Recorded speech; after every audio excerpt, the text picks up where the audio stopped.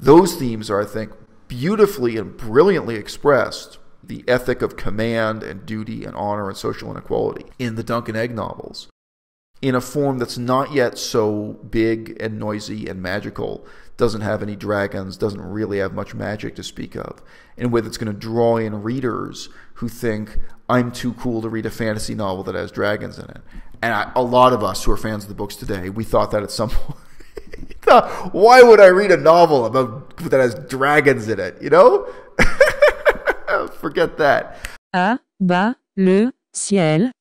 This is a very unusual video in many ways. Most of my A Song of Ice and Fire videos so far have been really long format. I think this is going to be relatively brief. If it's too brief, I might wait and attach 2 or 3 videos together. I'm recording this actually with no electricity. Natural sunlight coming in, running on battery power. We just had the power cut out here, and I thought I'd spontaneously come on camera and do some talk. I'm going to cover a few different issues, but all my videos are unscripted, but in this case I don't even have a bullet point list. I have, since the last video I made about A Song of Ice and Fire, done a reread of Feast Dance. Feast for Crows, Dance for Dragons, and I used one of the funky new chapter orders. You guys know about this. There are people who want to reshuffle the chapter orders. It's not worth it, guys. I'm just saying, use the original author's chapter orders. I guess I can say I did a reread of Dunk and Egg as audiobooks. I listened to them through a second time. That was probably because I was really encouraging my girlfriend. I have a new girlfriend to just do the Dunk and Egg, not to do the whole, A Song of Ice and Fire, opus. But I was talking to her about the fact that those really are kind of really useful key to the series. I got some fan mail from a viewer, someone who's watched all my A Song of Ice and Fire vids, asking me about Dunk and Egg. And it's interesting. There are people who roll with the series heavy, people who are really serious fans, but who've never read the Dunk and Egg novels, and that's a huge mistake. That is a huge mistake. Other things on my mind here, apropos Dunk and Egg, I noticed that the Boiled Leather Audio Hour, that's a well-known podcast, Boiled Leather, they put out their first really critical discussion of the first novel of Game of Thrones. And, I'm not saying that as an insult. It's critical in that they actually do criticize the quality of the writing. They talk about the extent to which Game of Thrones, the book, is not a flawless masterpiece. And I kind of felt like, boy, I wonder if this is going to kind of usher in a new era in the fandom of people really talking about shortcomings in the writing, not just in the organization of the text, and not kind of minor things like people don't like Darkstar, people don't like some specific characters, some specific scenes, but they were really getting to grips with shortcomings in the design and execution of the book as a whole. The reason why I mentioned that at this moment is that it seems striking to me that George came out with these prequels in the way that he did, and in my reread of them, I really felt like the Dunk and Egg trilogy so far, the Dunk and Egg short stories, they were an attempt to revise the problems with A Game of Thrones, with the first novel, by giving you an alternate way to commence the series. And so I would broadly agree, the first novel, Game of Thrones, I'm not going to say it's poorly written. Some parts are extremely well written. The prologue is beautifully, beautifully written. You guys may have lost touch of that, but the books, they're so massive, they're not at a consistently high literary standard. But that prologue, the description of the trees swaying in the wind like fingers against the sky, the description of the equipment being carried by the men, and the way that relates to the overall, critique of feudalism that's found throughout the books. There are many, many ways in which it's incredibly carefully, incredibly well written, that prologue. But in looking at A Game of Thrones, the first novel, not the TV show, in looking at that as an introduction to the political, ethical themes, and in terms of world building even, introducing the series as a whole, it's quite poor. It doesn't work that well, reflecting the extent to which the whole series is really improvised. And I thought it was telling that when instead you start from Dunk and Egg, if you treat that as volume 1, it's volume 0. If you start with the prequels, that in a very shrewd manner introduces you to the major political themes, the major magical themes, and the rules-based system by which the fictional world operates. Among other things, it very, very clearly introduces you to the fact that dreams have a special significance in this world. The nature of dreams and dreamings is handled extremely well in those prequels. And it also gets you ready to look at House Targaryen as a house that is all too human, is deeply flawed, and yet in some sense magical. If you start with the Dunk and Egg novels, it's kind of impossible to have a standard fantasy novel view of House Targaryen. All the figures, including, the drunk in the bar, who we find out later is kind of responsible for Egg. And Egg seems to be just a stable boy, but it turns out he isn't. This whole scenario. All those figures, and that drunk in the bar is having, dreams that are of symbolic significance and so on. You really get introduced to the mechanics of the world in a beautifully planned way, in a way that starts you off in the very first novel. There's barely any magic. This is largely a kind of very believable, very historically real medieval reality, or even I would even say early Renaissance reality. But for a reader who's skeptical, for a reader who's interested in the kind of political content or social commentary or what have you, for someone who's not looking for high fantasy dragons and what have you, it's certainly drawing in that broader readership and saying, hey, this isn't a dorky story about wizards and warriors. It's starting you off in the shallow end in terms of the religious and magical themes, which, by the end of the series, in terms of the books that are currently extant, the religious element, the jihadist element, really grows wildly out of control as the series progresses. In the Iron Islands, in King's Landing, in Essos, the religious themes become larger and larger, as well as the supernatural themes.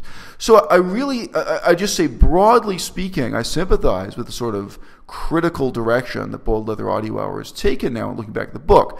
Their discussion of it, it's kind of all over the place. That's how most of their podcasts go. It's by no means a kind of thorough critique, nor does the critique even take on any direction. But it was refreshing to hear people who love the series sit down and talk about the shortcomings in how it was written. And ultimately, we all have to face up to the fact that this book was not written against a plan. It was not written against an outline. This is a series of books that are really a grand experiment in artistic improvisation. So much so that, as you guys know, it's documented, some of the prophecies were changed. One way or another, there was a version of a chapter with a prophecy in it, and then George, the author, went back and adjusted the prophecy to reflect his, later changes in the plot. So, there are giveaways like that. But George is pretty open about what his writing process is and how it all works. Okay, so that, I think, I've crossed off my list of things to do. Although, again, this is a super spontaneous video. I'm not really working against a written list.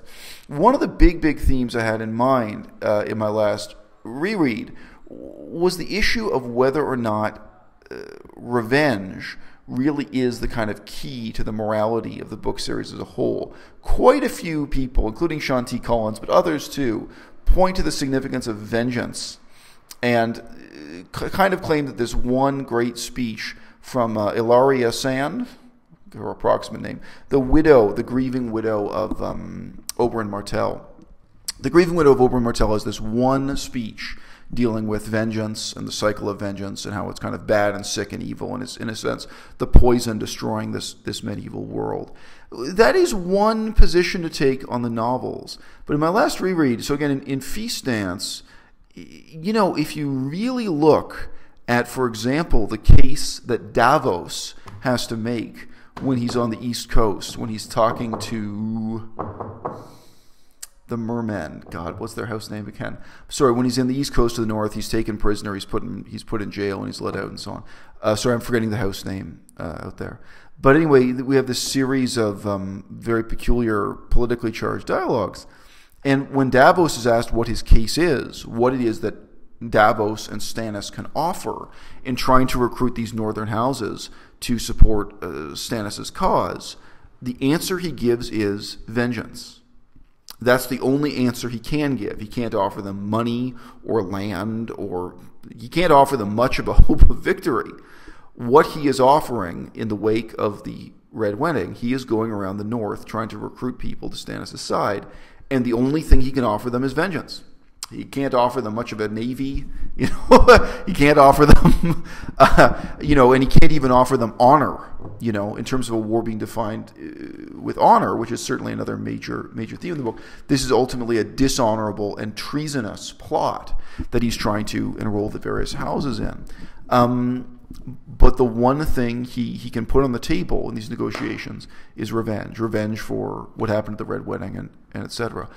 So that episode alone, I mean, you could raise others that have contrasting views of revenge throughout the books, but I think actually, even if we just look at that episode, there is a real reason to question this approach of seeing vengeance as the dividing line between good and evil in these books. I mean, I think you could have a very coherent kind of semiotic analysis of the books that really looks at them first and foremost as a critique of feudalism instead, that this is really an attack on the feudal system and talking about the inevitable internecine violence that's created by feudalism. Now, maybe that's a little bit too broad, but I mean, it is interesting. In broad brushstrokes, I don't know why the people kind of avoid this. He gives us a world that, very much like the historical Europe, does contain democracy, but democracy is linked to slavery, which is of course true in ancient Greece, in Athens. They had a democratic system, but it was a slave society with democratic elements. I would also say, you know, Venice is really not given enough credit in the history of Europe these days. Venice, for many, many long centuries, did have a meaningful democracy. And that included, actually, women could vote if they were the head of the household, which they frequently were, because men would die in war, and then there'd be a senior female representative of the household. So not everyone could vote in Venice. The heads of households, so a certain class of people, were voting and involved in a parliament, involved in democracy in Venice.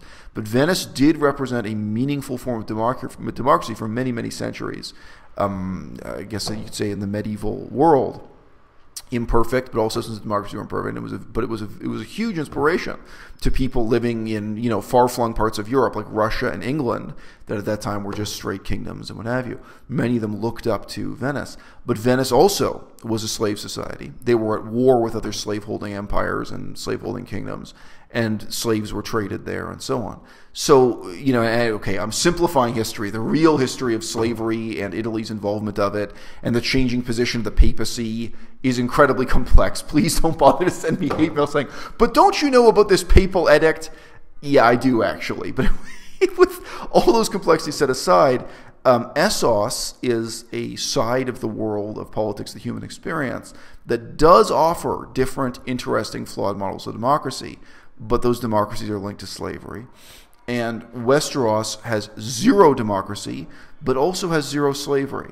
And again, I think that is very much a dichotomy that late medieval Europe, put it this way, those are themes that emerge from the study of medieval Europe, although, of course, there's no perfect representative of either side.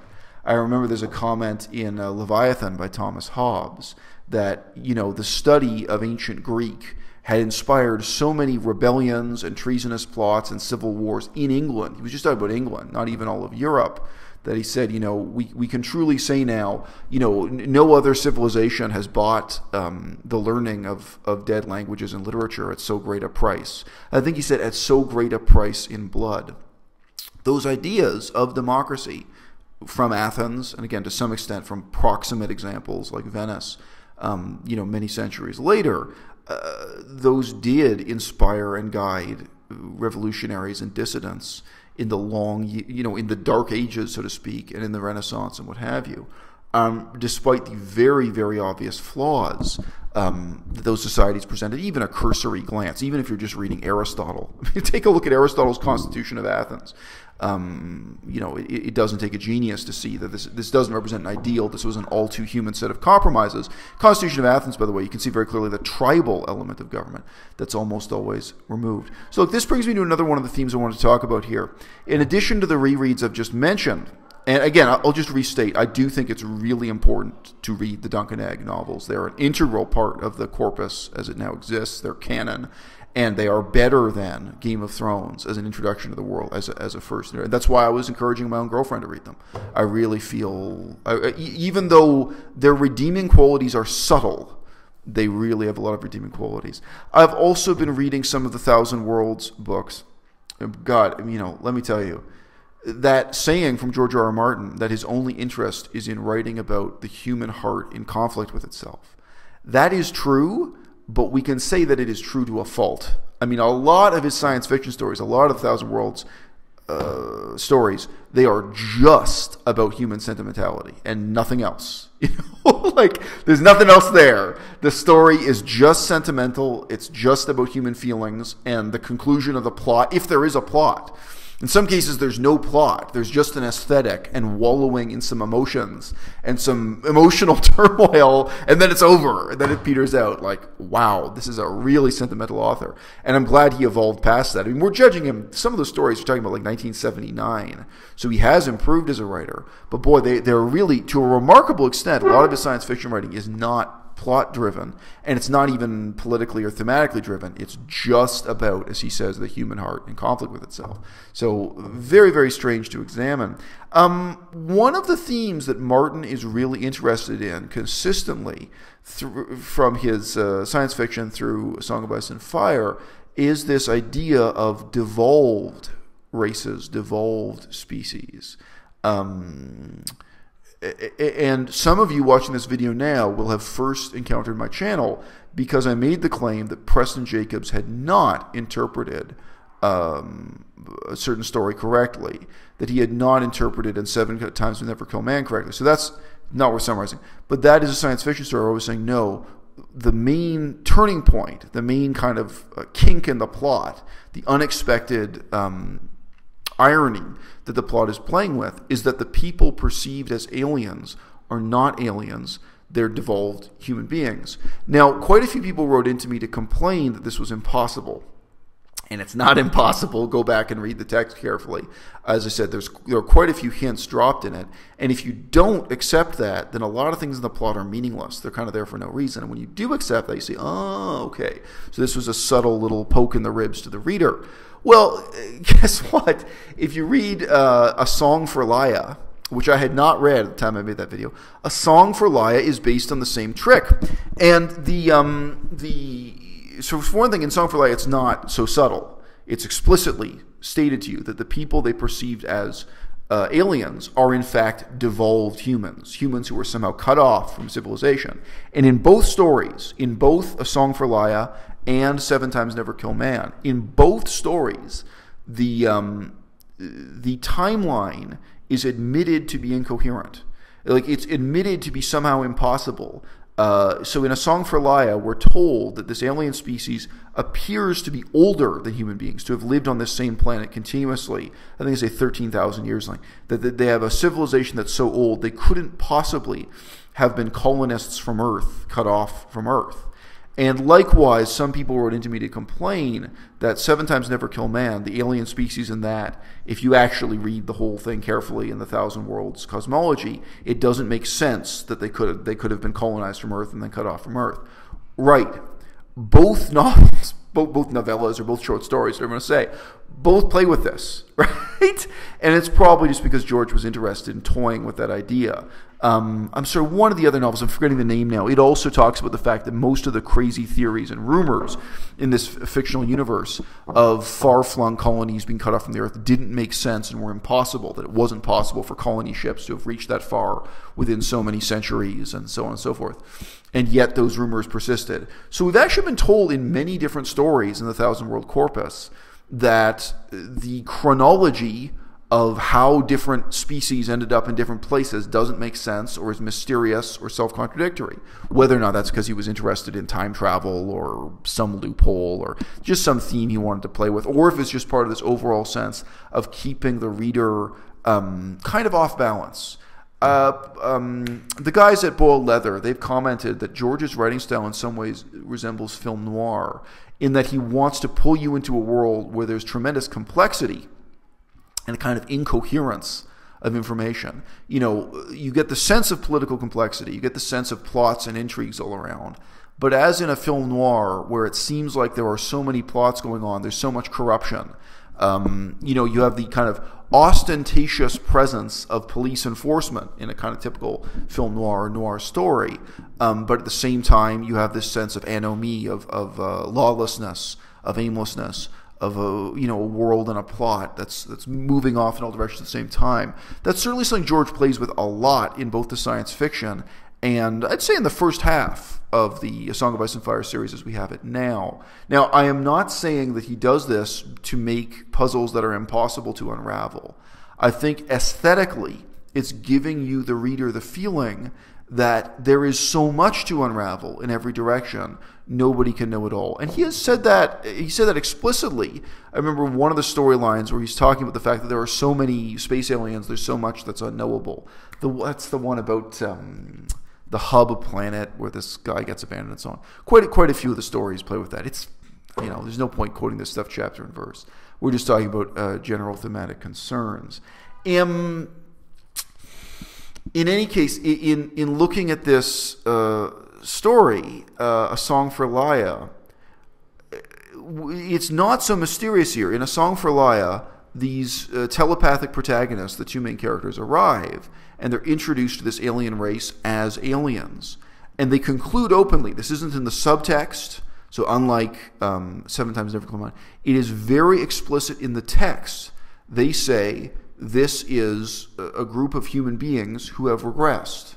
This is some kind of colony, and they compare it to, they say this is like a colony of human beings that was cut off from Earth, and then their level of civilization, and maybe even their biology and their brain development regressed.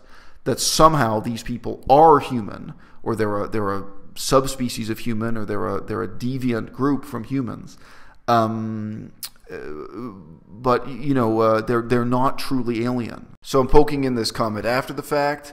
Many people want to speculate that somehow the children of the forest represent a species of reptiles, something wildly alien or wildly magical. Although that is possible in A Song of Ice and Fire, if we're basically taking the view that George's past experience writing Thousand Worlds predicts the type of themes he wants to play with in A Song of Ice and Fire, then we should expect the exact opposite. Because again and again, people who are apparently alien get revealed as human, all too human.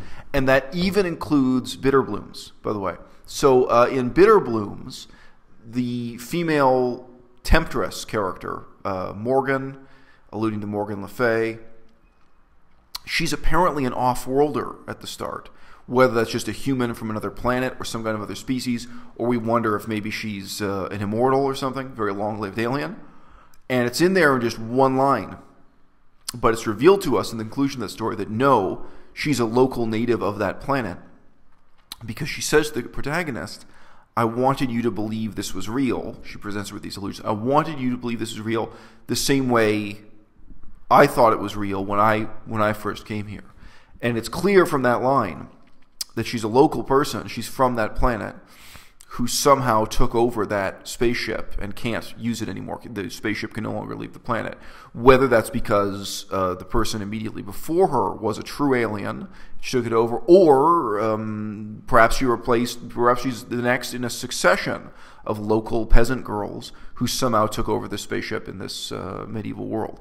But the point is, if we're trying to pin down a pattern or a thematic approach here, the thematic approach, again and again, in Bitterblooms, in Seven Times Never Kill Man, and absolutely explicitly, not as a matter of subtext, in Song for Laia, is that he presents us with seemingly alien and seemingly magical groups that turn out to be human, not just human biologically, human rather than aliens, but they turn out to be human in their psychology, in their motivations, in the explanation for the mystery explaining why their society is so different from ours. And in every single case, all of them, the purpose of this trope is a condemnation of religion in general, but specifically, above all else, the role of the Catholic Church in forcing the regression of modern Western society. So yes, it's faith in religion in general. In A Song of Ice and Fire, some of it could apply to Islam, or in theory could be applied to Hinduism. But yes, clearly above all else, that's the thematic focus and the political purpose. And I can't even say there's a link from Thousand Worlds to Song of Ice and Fire this way. It is the same theme. It is the same group of the author's tricks with absolutely the same message for the reader to pick up on. In Seven Times Never Kill Men, that same theme is played with, but in a manner that is so subtle you can miss it. But what do they have in common in both A Song for Laia and Seven Times Never Kill Man? Very, very clearly, the reason for the regression is religion, period. Now, they're different science fiction religions, both involving, I guess, something like telepathy.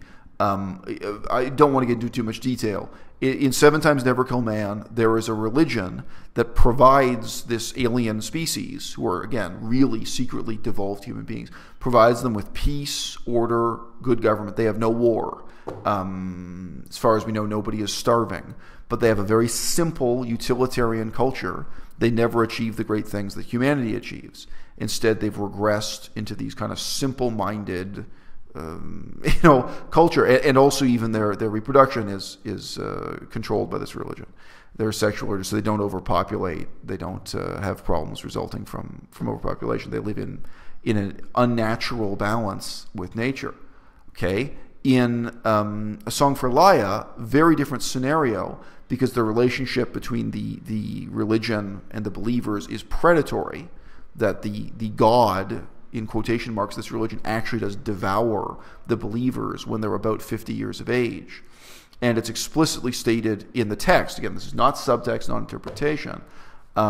It's explicitly stated in the text that they have no war and virtually no crime. They have very little crime, very little murder, but, it's said almost jokingly, they have a 100% suicide rate that everyone in the culture aspires to at some point after 40 years of age, normally around 50 years of age, to give themselves over to this religion. So both are very clearly toying with the same hard anti-religion philosophy that he espouses.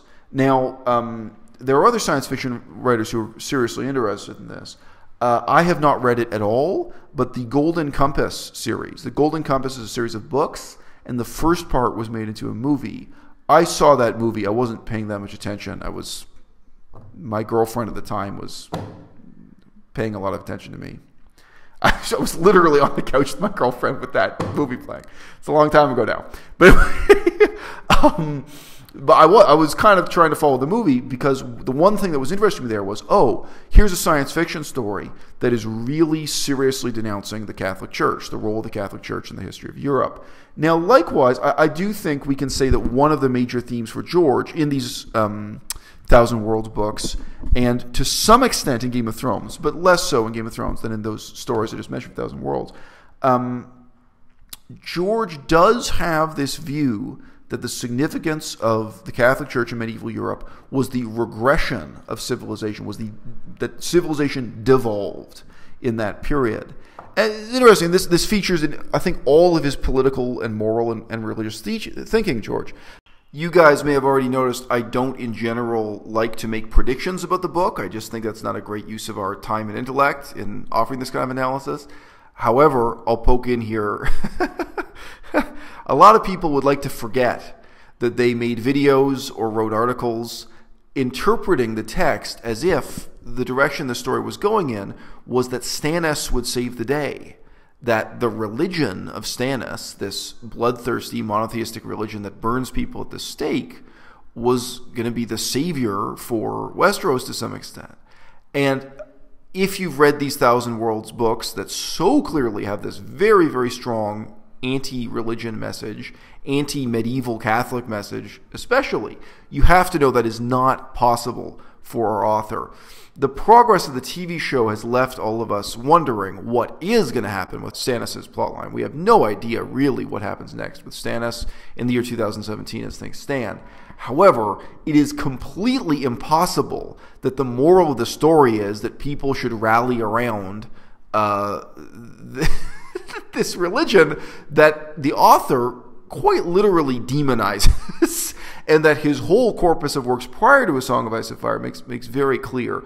The moral of this story can't be that for everyone to support Stannis and his monotheistic religion is the answer. On the contrary, it seems inevitable that just like A Song for Leah, he's going to tell us that religion is bad and wrong and evil, even when it really can offer you happiness, even when it really does have magic, even in these impossible hypothetical science fiction scenarios, even when religion actually does offer you an afterlife and actually does offer you happiness in this life, which is what we see in A Song for Leah, still he wants to argue that religion is evil. And in parallel to that, in 7 Times Never Kill Man, even if religion could offer peace and harmony for all of society, which it doesn't in our world, in the real world doesn't at all, but he creates a science fiction world where it actually offers peace and harmony, still religion is bad and wrong and evil. Still it leads to this regression, devolution, mental deadening of man, and the regression of human beings to something more despicable than an ape. That's not subtle. Those are 2 stories that come down so heavily on that side. So whatever the final commentary is on religion in these books, we've already seen it with The Religion of the Seven. The Religion of the Seven started out in the novel seeming so harmless and charming. It's not harmless. It's terrifying. The danger that's lurking there in belief is shown to us by the point we're already at in the novels now. The fact that we may see it earlier on from the perspective of Sansa Stark as just so many charming songs and what have you, her education around the fireside. Yeah, well, there are a lot of things that teenage girls don't know and don't want to know about organized religion and what aspects of human nature it exploits. And then we get to see that when the streets of King's Landing are running red with blood. You have this major religious uprising and the whole bizarre plot between Cersei Lannister and the new head of the faith. We've already seen that play out with The Religion of the Seven. I think it's quite likely we will see a similar subversion of the Red God, of Stannis' religion, and quite possibly of every other religion in the storyline will get this same harsh treatment if we're going to look at George's past work as a predictor of what he's going to do in his present and future work. And to some of you other YouTube channels who actually had videos up arguing that Stannis was going to be the one true king and was going to resolve the plot, I'm laughing at you. You know who you are. Throughout, I think he subscribes to the view that Athens and Rome had this very, very high level of civilization before Christianity, and then all of civilization regressed and devolved, and people in effect became stupider, and the quality of life declined, and so on. Everything became more brutal and simple and stupid under the influence of what was for centuries an incredibly powerful form of Christianity that dominated the European mind, economy, soul, what have you. Now, it's interesting. I do not believe in the theory of devolution in this sense. I think it's an appealing kind of cultural justification that many people subscribe to. And I've met many people with PhDs who care about this issue passionately. And we have to talk about the history of Asia, too, in a very different way, by the way. We have to, if you look at Sri Lanka, you look at the apogee of Sri Lankan civilization and then a period of decline and devolution afterwards. There are many different civilizations around the world that had a period of self-evident greatness. And it's self-evident, frankly, because of architecture in most cases. There's great architecture, great stone temples, Buddhist temples, or, in Athens, great monuments left in stone, or in Egypt. And then you have a presumed dark age following afterwards of decline, devolution, what have you. Now, there was one professor in particular at University of Victoria whom I met and spoke to face-to-face a couple of times. And he has a PhD in ancient Greece and Rome, but he does both, classics. But he really believed that ancient Athens was paradise. And I had done enough reading. I've read basically all the classics. I've read Aristotle and Plato and Thucydides and Herodotus. It's not my area of expertise, but I have read heavily in that. And, I'm saying to this guy, it's like, yeah, well, I mean, I see why you feel that way, but... And he was so deep, this professor, he was so deep into this illusion of the lost greatness of Athens that, he refused to accept even that slavery was a problem. And he sat there and he trenchantly defended. He said, oh, no, that's all a misunderstanding. You have to look at this particular paragraph from Aristotle. Oh, no, the slave. He was really claiming that the slaves had a good quality of life and that slavery wasn't like that at all. And so on. Yeah, I mean, he was really, really a deep believer. And he actually claimed, I saw him claim this in class, he claimed that in ancient Athens, people had a higher quality of life than we have today. That's ridiculous. And he was basing this on archaeological remains of the houses people lived in, like the size and quality of housing. It was normal Athens. I was like, You know what else is really great is soap. You know what else is really great is not dying of cholera. But I mean, this professor was really, really deep into this, to my mind, science fiction view of Athens and Rome as having achieved this fantastically high quality of life and level of civilization. And then the Catholic period seems like this tremendous decline. Now, I've already foreshadowed, my view of this is that it's not true at all. It's very easy for me to see how people construct that narrative in their own minds. For one thing, the narrowness of just looking at the most grandiose city block of Athens, just looking at the most privileged class in the most privileged city in that period of history is already misleading, right? Yeah, well, how was life in what would later become Prague in this same period? How was life in what would later become the Czech Republic during this period of Athens? When you look at this, when you expand in terms of the social classes you're considering, looking at the slaves and not just the aristocrats, looking at many cities, not just one, looking at the countryside, the sense of the regression really changes. Now, of course, I share, George R.R. Martin's sentiment that it's very regretful. It is something to be regretted that European civilization declined in this period of piety, and piety in a religion that I despise. I mean, I think that when you pray, you're talking to yourself. I think the Catholic God does not exist, and that many of the things the Catholic Church did, both in the name of empire and in the name of social order, are frankly evil, sure. And I would have preferred if, during the Dark Ages, you can imagine how much better it would have been if instead Europe had been conquered by Theravada Buddhists. Buddhism is not a perfect religion by any stretch of the imagination. It definitely has its own problems. But in terms of sexual freedom, intellectual freedom, personal responsibility, and indeed ethical issues like vegetarianism, the treatment of animals, indeed the attitude towards war, the attitude towards torture. Torture is a huge feature of Catholic society, but torture was a huge feature of Roman society, ancient Rome. Look at the protocol for torture. In Rome, they would torture you before you were even questioned. You were tortured, not even to prove you were guilty. You were tortured prior to questioning. At the first stage, there was an initial round of torture before they even talked to you. So, anyway. Whether you were beaten with steel or wood in that first round of torture was actually determined by your social class, by your place in the social hierarchy. So if you were a man of high standing and high education, you could request to be beaten with wooden rods instead of with steel. Nice bunch of guys. Anyway, yeah, ancient Rome, ancient Rome and ancient Athens definitely had their own sense of barbarity. So I just say, broadly speaking, George R.R. Martin's subscription to a kind of post-apocalyptic view of, the lost grandeur of a prior civilization. Very clearly a huge theme in the Thousand Worlds book series, and a significant theme in A Song of Ice and Fire. A significant theme that Preston Jacobs has expanded on considerably. This serves kind of two or three functions. One, very clearly in Thousand Worlds, less so in Song of Ice and Fire, it's part of his depiction of religion as evil. Let's just keep it at that. It really is part of his evaluation of evil, and is part of his evaluation of medieval society as such. I'd also say it serves a very peculiar political function throughout. What does it mean to the people of Sri Lanka that they think of themselves as living in the aftermath of a kind of national failure?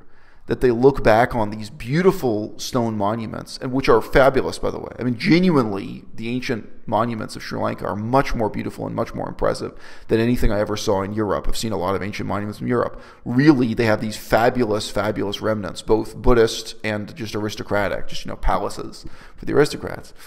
How does it shape their national consciousness indeed their sense of ethnic nationalism, even their sense of racism, to look at themselves as the children of a once great civilization that lapsed into decadence. That's a powerful, powerful historical narrative that shapes how people see themselves, shapes how they see other nations, and indeed shapes how they see the role of religious ideology and other political ideology in their history.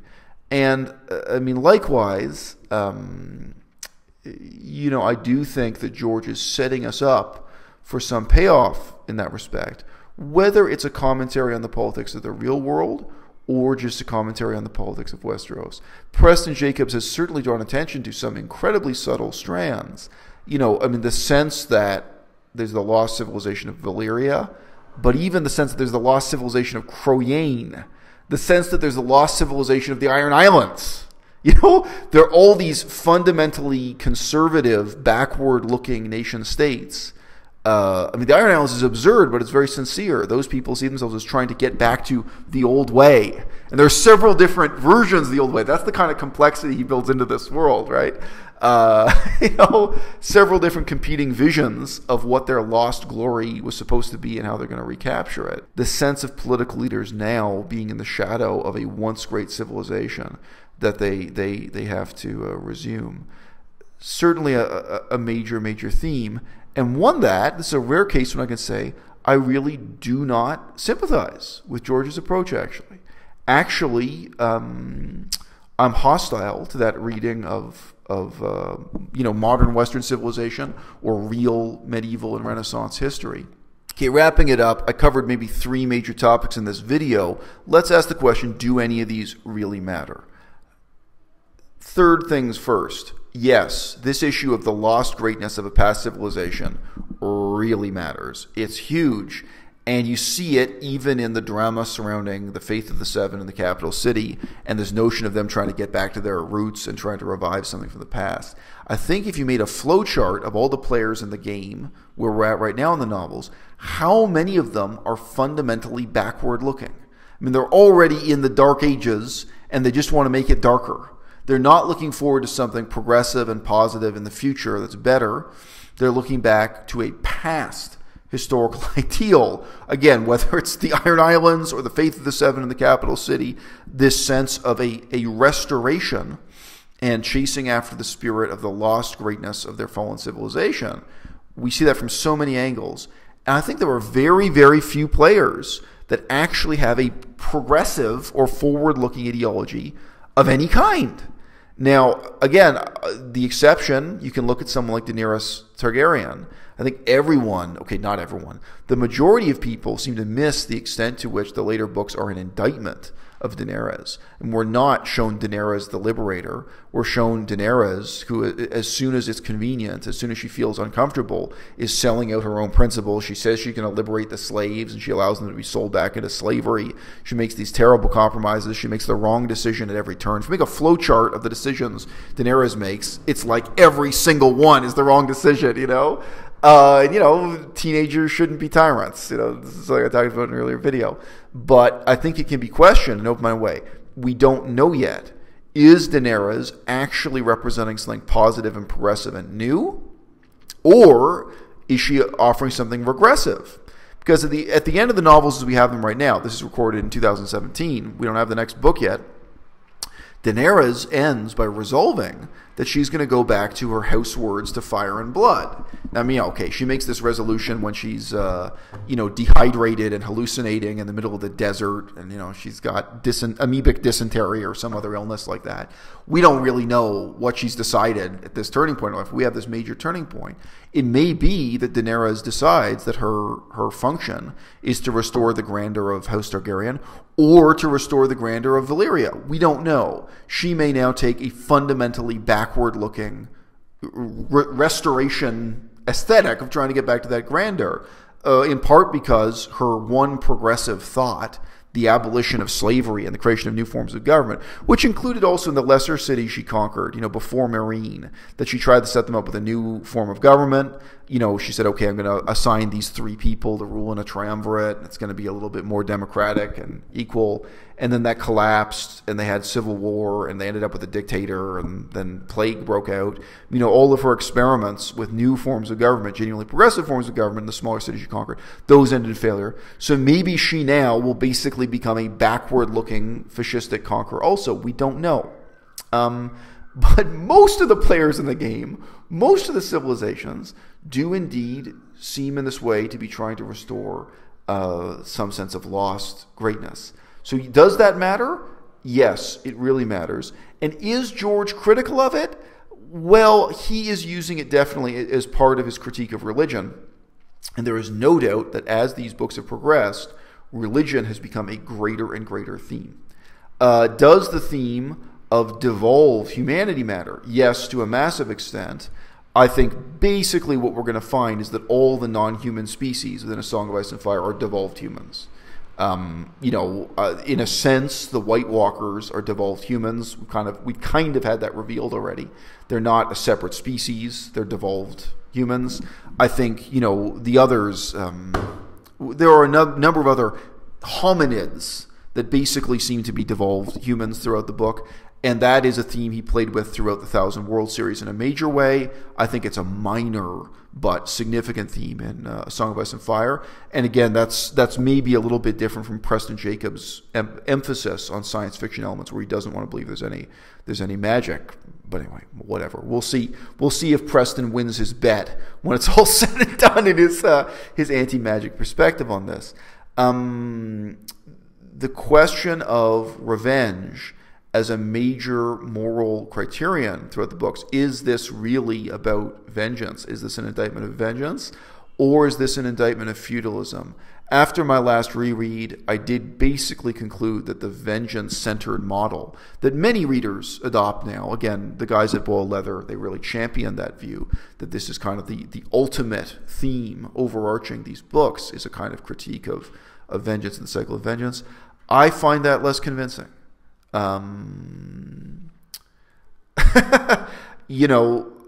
think that would be as simplistic as saying that these books are about justice. Are they? Justice is discussed in a non-trivial way, in a really meaningful way throughout the books. But, I don't know, look at the plot line of Arya Stark. Is it really about justice? I mean, how much is this interested in justice?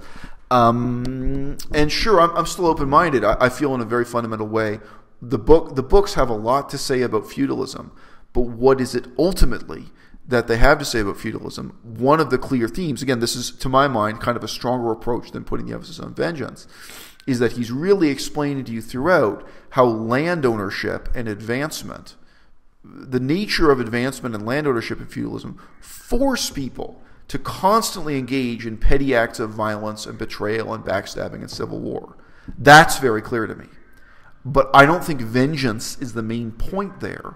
I think the main point is ultimately, like to put it in economic terms, is actually about land ownership, the structure of feudalism, and the fact that feudalism literally puts people in the position of constantly having to fight brother against brother, because that is the only way to inherit land, of vassal rebelling against their feudal lord, and so on and so forth. That there are fundamental motivations for violence built into the system, because there's no other way to progress, there's no other way to find advancement, socially. And in many cases, forget advancement, there's no other way to even hold on to the little bit of land that you've got, or the little bit of dignity that you've got, or the little bit of freedom that you've got, or to seek out wealth, or even just to avoid starvation. And it's a world where definitely, as the story progresses, there is more and more starvation. And now, at the end, we come back to my first theme, I guess, and that is the outstanding and underrated quality of the Dunk and Egg novels. I don't really want to say much more about that in this video, but I guess people who've already read a couple of the books before they encountered them, they're used to the kind of grandeur and scale and noise of A Clash of Kings. And then the story in the Dunk and Egg novel seems small and quiet and, subtle in its virtues. So maybe it's harder to appreciate if it's not actually the first thing that you've read. But if you've passed it up, take a drink of cold water to clear your palate. And really make the effort to appreciate the Dunk and Egg novels, because I think they are brilliantly introducing you to the themes and to the world building and to, you know, the mechanics of dreams and House Targaryen and their place in Westeros, many of these fundamentals, and the critique of social hierarchy, which is already there in the preface to Game of Thrones. The preface to Game of Thrones beautifully showing the relationship between this young nobleman who's in a position of authority in the Night's Watch, even though he doesn't deserve it, and this poor downtrodden peasant with his ugly black sword, in contrast to the beautiful sword that the young nobleman has, you know, this extremely expensive sword. The contrast between their weapons and their attitudes, and the poor man has experience and knows what's going on, and the noble, the aristocrat, doesn't have that kind of experience, but he has gallantry and honor, and it's a sense of gallantry and honor that gets him killed, that gets them all killed. Deep. I mean, that's all there in that preface. But in the same way, those themes, the upstairs, downstairs themes, the ethic of command and duty and honor and social inequality, those themes are, I think, beautifully and brilliantly expressed in the Dunk and Egg novels in a form that's not yet so big and noisy and magical, doesn't have any dragons, doesn't really have much magic to speak of, in a way that's going to draw in readers who think, I'm too cool to read a fantasy novel that has dragons in it. And a lot of us who are fans of the books today, we thought that at some point. Why would I read a novel that has dragons in it, you know? Forget that. À-bas-le-ciel. All right, guys, that's enough for this video. I am thinking about sitting down with my girlfriend when the new season of the TV show comes out. Me and my girlfriend sitting down face to face and talking about and reacting to the show. My girlfriend knows the books to a far lesser extent than I do, so she would have more of an outsider's perspective and be asking questions that someone who doesn't know the books well would ask. And, you know, I'm a jaded book reader who feels that he already knows too much to really appreciate the TV show like everyone else. I don't even have a love-hate relationship with the TV show now. I basically just hate the TV show. I'm sure a lot of you feel that way.